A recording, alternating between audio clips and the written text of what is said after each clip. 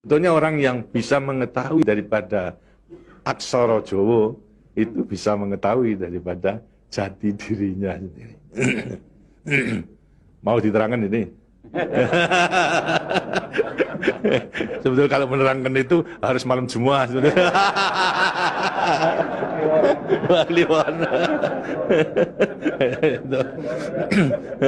Dan itu namanya ilmu dari nenek moyang kita itu dalam rangka menjabarkan mengenai apa namanya Pancasila, Eka Prasida Pancakarsa, sebetulnya falsafah daripada aksara Jawa itu.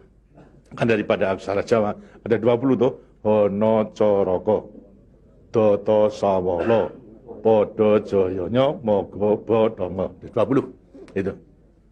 Itu betul-betul merupakan apa namanya gambaran daripada nenek moyang kita untuk menjelaskan kepada kita mengenai sangkan paran kita, sangkan paran ing dumati. Dari mana kita akan kemana daripada kita itu. Nah, kemudian akan bisa mengetahui dirinya sendiri selama hidup di dunia. Disebutkan Hono Coroko. Ho itu daripada apa? Hono. Hono. Hono ada. No itu daripada apa? Dari wujud daripada Hono. Mulai daripada Gono, Legeno. Gono itu belum wujud, belum berbentuk. Apa namanya? Legeno itu masih belum ada sandangan, masih wudo, Itu belum ada taling tarungnya dan sebagainya, masih belum sandangan. Terus Hono. Jadi manusia itu memang dilahirkan, diciptakan oleh Tuhan, mulai daripada Hono hurip. Huripnya siapa? Nur daripada Tuhan Yang Maha Kuasa.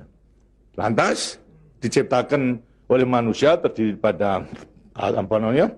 Tanah, kemudian air, lantas apa namanya?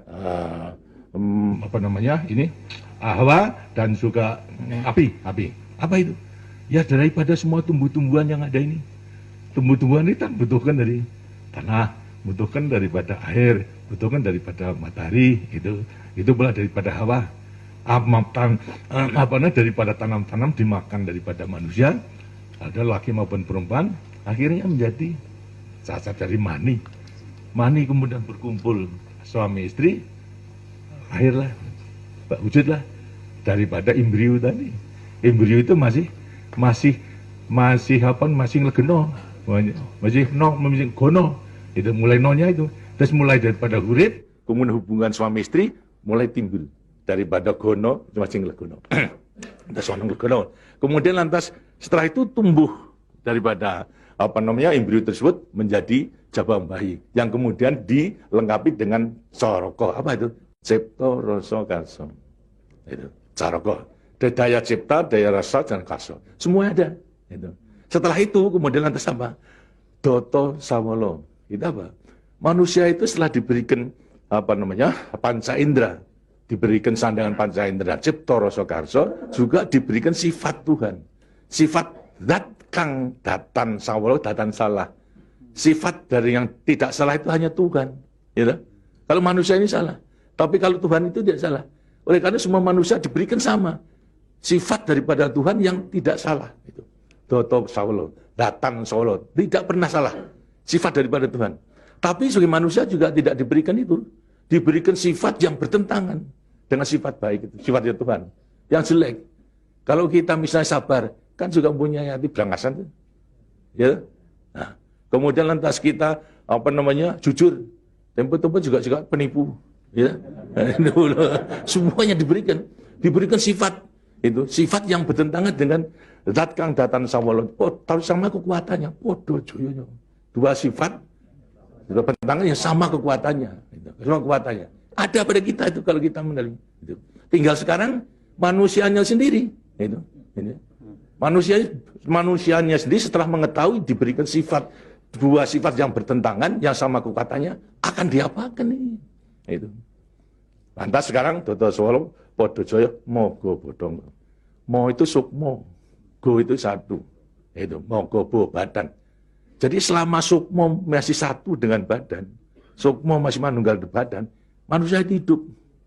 Selama itu masih ada, diuji dalam rangka dua sifat yang bertentangan tadi. Yang Podo Joyo tadi.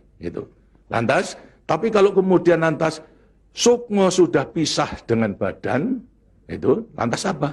Badannya tinggal, jadi apa? Badan. Nah, tinggal pertanyaannya, sukmonya mau kemana? Sukmanya mana? Ya terserah kepada saudara-saudara semua.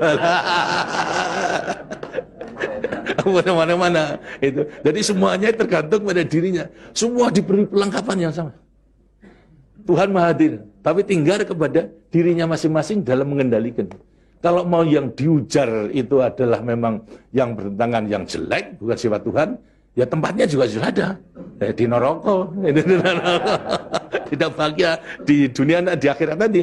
Tapi kalau yang dikendalikan atau yang dilayani itu adalah sifat daripada Tuhan, ya dengannya akan dekat kepada Tuhan.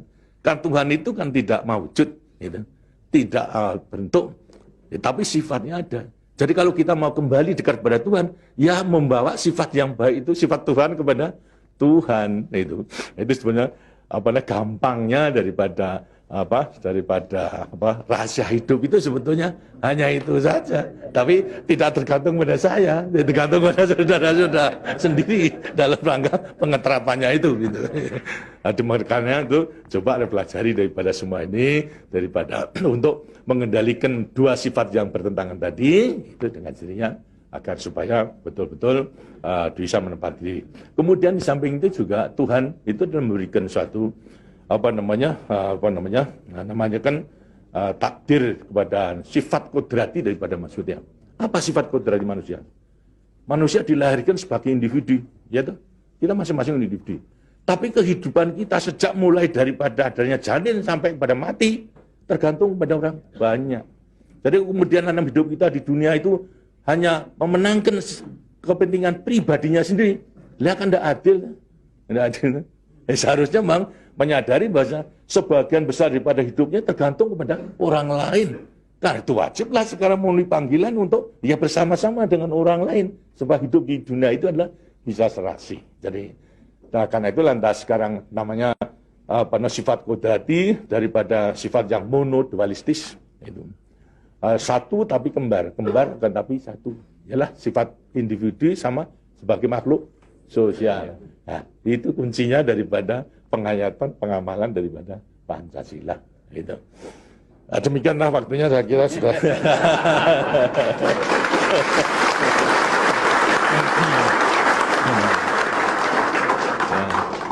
Walaupun ini